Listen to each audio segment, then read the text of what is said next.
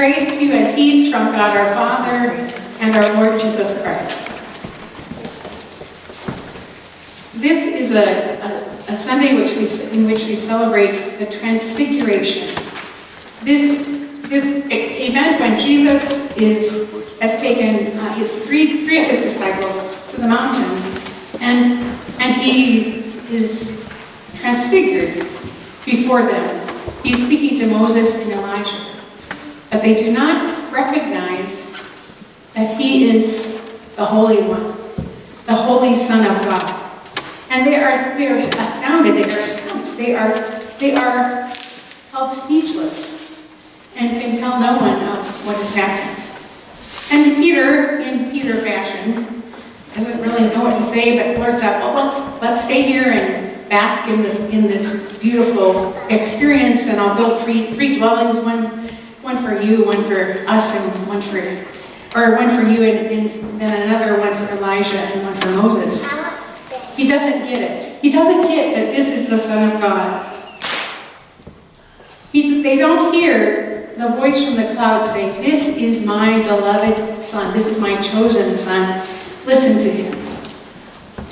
Now, I don't know how you and I might respond if we were in the same sort of situation. I think I might be a little dumbstruck too.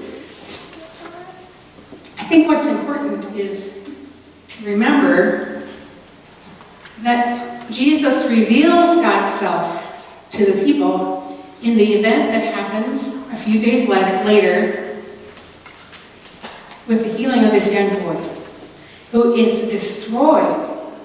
being destroyed by an unclean spirit.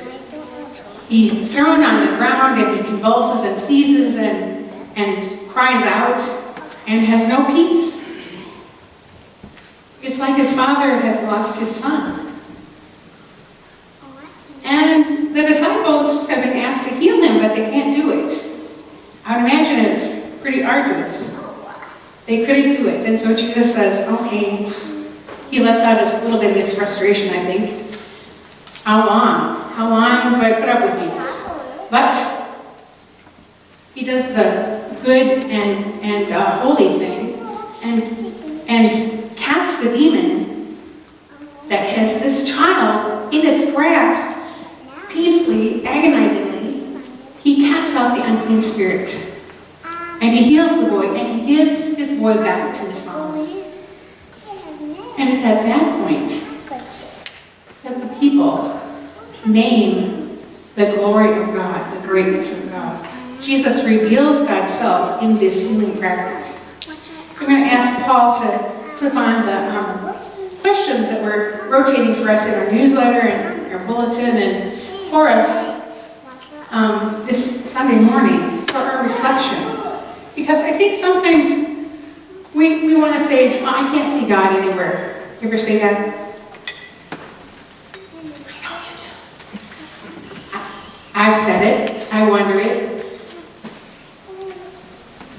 It's something that we all might wonder, especially if we're in the pits of things and are focused on ourselves and not on what's happening around us. So we need to learn how to notice the greatness of God.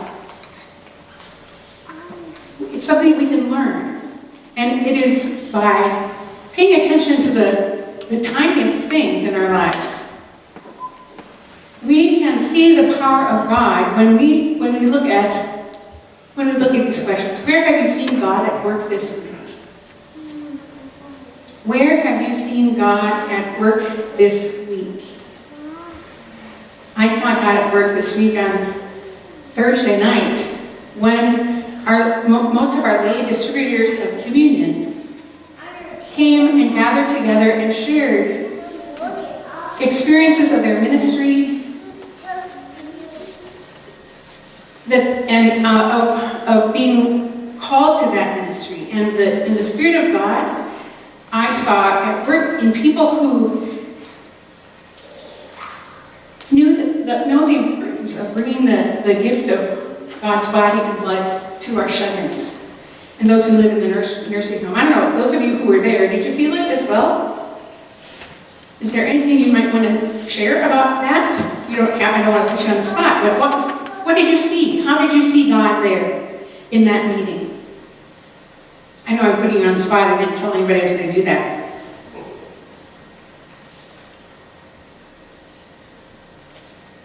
Each person there wants to be there, wants to be part of this ministry passionately. And so that we had 4 new folk, well actually 3 new folk and 1 returning.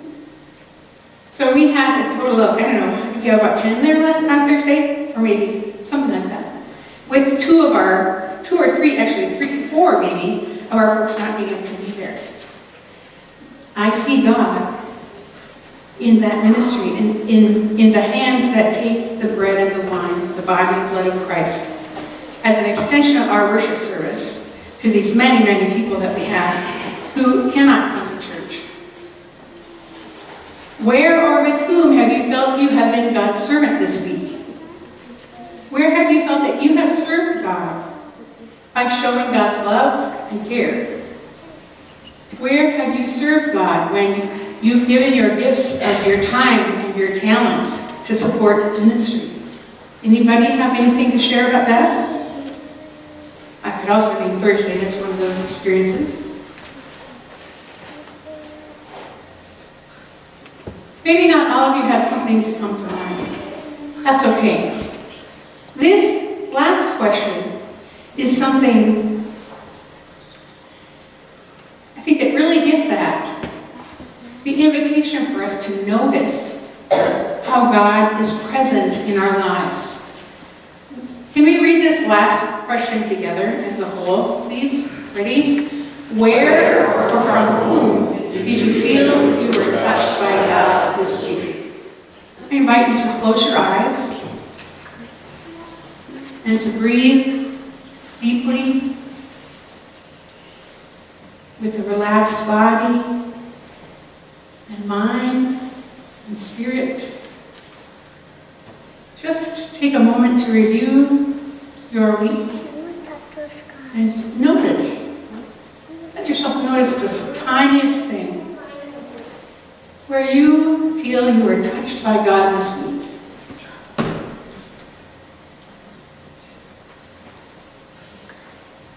Notice that presence of God.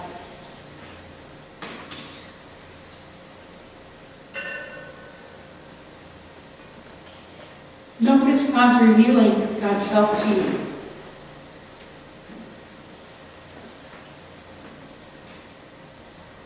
This is how we know the greatness of God. In the smallest things. God touching us through word, or touch of someone's hand, or a smile, or a quickening of our spirit where we know that God is calling to us in our spirits, or through scripture, or in worship, when we can sing and praise God.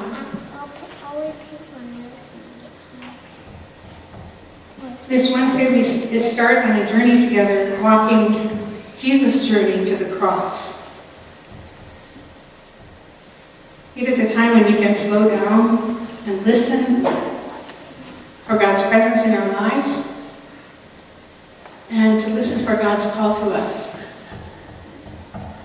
God does not often reveal God's in bright shining glory and being transformed in white. You may have that experience, but it's not the ultimate experience. And when we have mountaintop experiences, if we kind of seek after them again and again, we might be disappointed. It is in the still small voice, in the tiny experiences that we have every day that we can look for, keep our eyes and ears and heart open for, that will remind us again and again that Jesus is present among us and revealing his glory. Amen.